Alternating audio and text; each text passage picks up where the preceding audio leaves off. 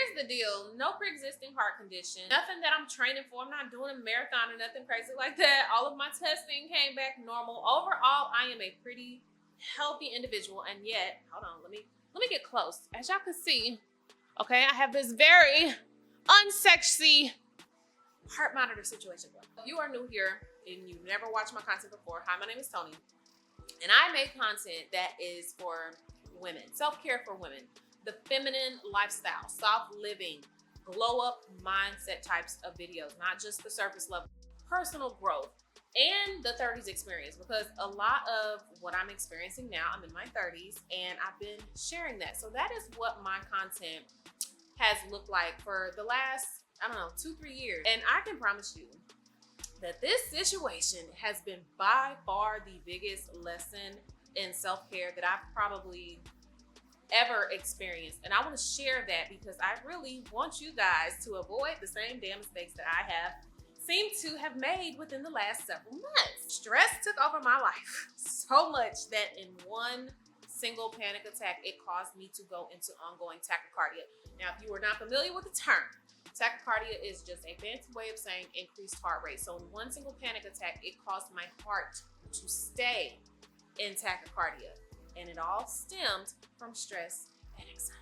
Many of us have normalized stress, and it's okay. It happens to all of us. Like, think of everything that we stress about right now. We stress about careers. So a lot of us are trying to transition careers. We're trying to either, use that degree and get into our field, or we're trying to get, from one position to another. Look at all of the people who are putting in applications and getting denial after denial after denial. I mean, it's really hard in corporate America right now, just trying to get into a different position. So you have the stress of that. You have the stress if you're trying to build a business, if you're trying to build a brand.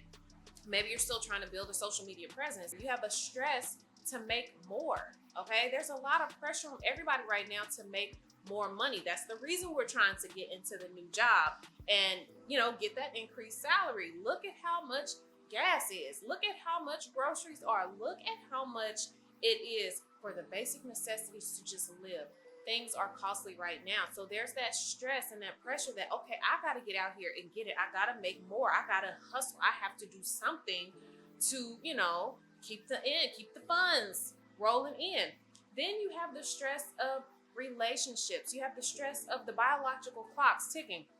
I am officially in my mid-30s, y'all. I celebrated my 35th birthday during this time away, okay? I have friends who are in their mid-30s who have not yet started having kids. So then you're trying to, race against the biological clock. But then if you don't even have a mate or a partner that you're ready to take that step with, then you're trying to rush to meet someone. So there is a lot of stress and pressure coming from a lot of different directions. The biggest problem, or rather, I should say the scariest part of all of this normalized stress, is that we lose our ability to identify the damage that stress is causing in our lives. A lot of the times we like to chunk it up to, oh, well, I'm just in a season right now. Things will blow over. Or we like to call it being responsible, or we like to call it being productive. And it's definitely not. This situation that I am about to explain to you has made me realize that we can no longer just survive. We have to eliminate the stress at the roots and pluck it out of our lives. Now, before I get into this story, I'm just going to preface this by saying I don't want this to be very long. I don't want this whole video to be a me, I type of video.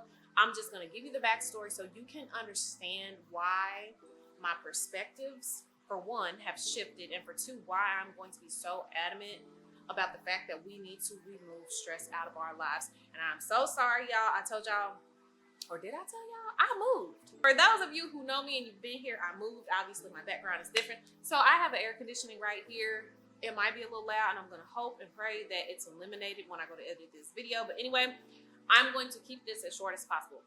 So how did I end up with this monitor? So I'd say over the course of a month and a half, I noticed, hindsight, I noticed that I had a lot of stress that happened in a short amount of time. And it was coming from every single direction. And also hindsight, I realized that my biggest problem was that I did not have anything to de-stress. Like I had no kind of coping mechanisms anymore.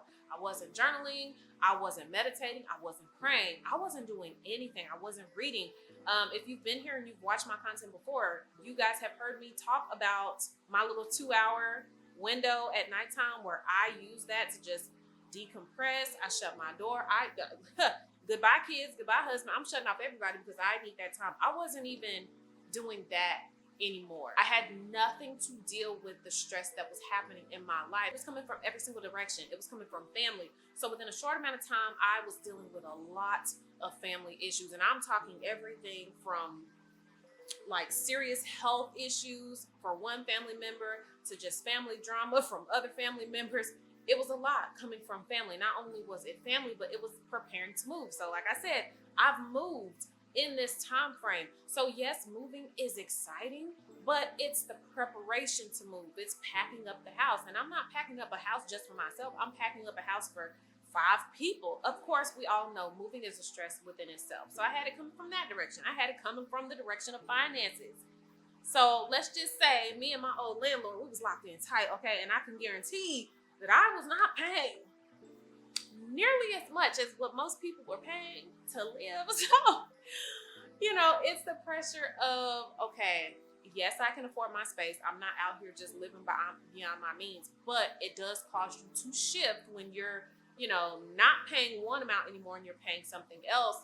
But then it was also the fear of like, okay, can we do it? Even though I know we can do it, we've been so comfortable. We've been so content. Now I'm forcing myself to get out of my comfort zone. So yes, it caused my mind to just race. And not only that, it was still social media, still trying to figure out my platform. The added stress of, okay, my money is not flowing the same.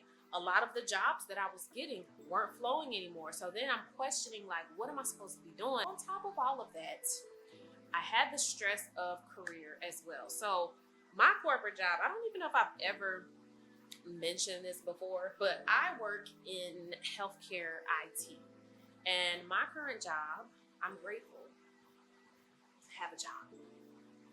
Do I like the company that I work for? Absolutely not. It's probably one of the worst companies I've ever worked for.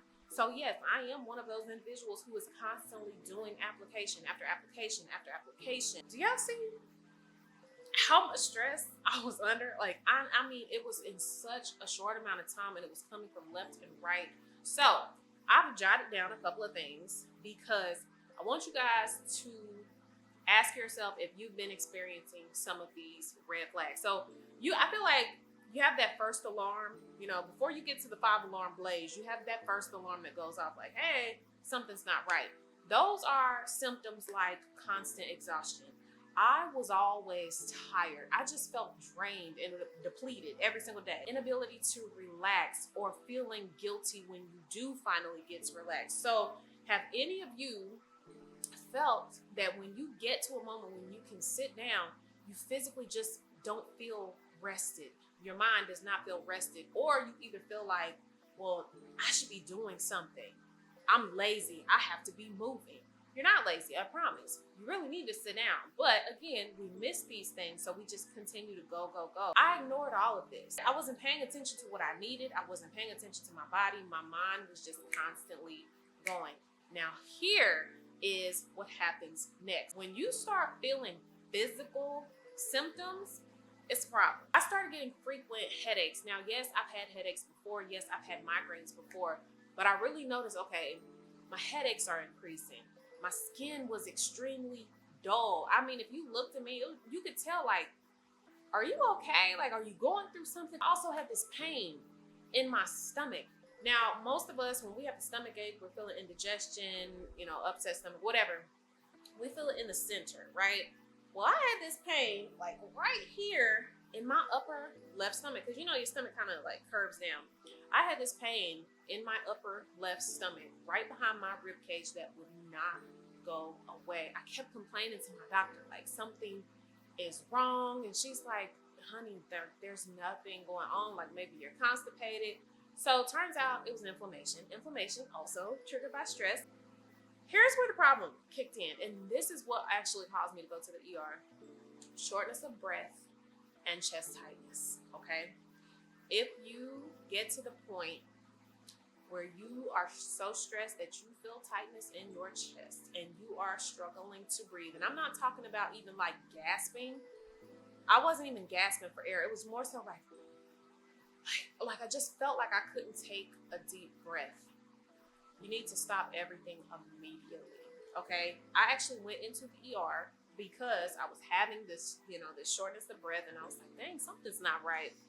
And that actually turned into a whole weekend long stay in the hospital. And the reason it turned into a weekend long stay is because I was so anxious and so stressed out when I got there that when they checked all of my levels, most were normal, but one in particular was my D dimer. And if you know anything about a D dimer, normally if your D dimer is high, they will say, oh, well, that's one of the things that makes us check for blood clots. Now, this is not always true that that's what you have. It's just something that lets them know that they should check for that. Well, you cannot tell an anxious person or a person that's stressed out that you're going to check for blood clots because they're going to do the worst thing possible. And I did the worst thing possible, which is got on Google. Oh my gosh, why did I do that? I don't know. But anyway, she came in and she's like, we're going to check you for a blood clot. And as soon as she said it, she was like, oh, I need to probably go out of here. I'm making your heart rate go up. You're damn skippy. My heart rate is going up. Anyway, she walks out of the room. I immediately get on my phone. And yeah, Google pretty much told me, girl, you about to check out of here. Baby, my heart rate went from 120, which was already elevated, went from 120 to 180, I kid you not, in probably 3 to 4 seconds. Okay, I was on pushing the nurse button. I felt like my heart was about to come out of my chest. I felt like it was, I thought it was done. I thought it was gone. Okay, I say all that to say that it was all stress and anxiety induced. Everything that I've just told you was stress and anxiety induced. I had a cardiogram.